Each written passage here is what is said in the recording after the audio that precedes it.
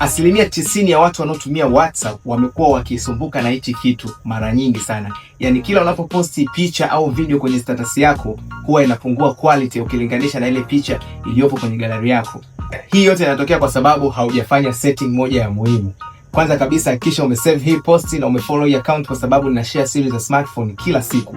Kama unataka kila unapoposti status au unapotuma picha kwenye WhatsApp iende kwa quality ile ile kama unaoiona kwenye gallery yako, ingia kwenye WhatsApp yako, nenda kwenye setting, nenda kwenye storage and data, halafu shuka chini paka kwenye media quality, nenda kwenye upload quality. Ukibonyeza utakuta imesetiwa kwenye standard quality. Weka itoe pale, ipeleke kwenye HD quality. Kama umefanikiwa kufanya hii settings, hongera. Maana yake ni kwamba kuanzia sasa kila post unaoiweka kwenye status yako au video unaoituma kwa mtu inaenda kwa high quality ukilinganisha na hapo mwanzo.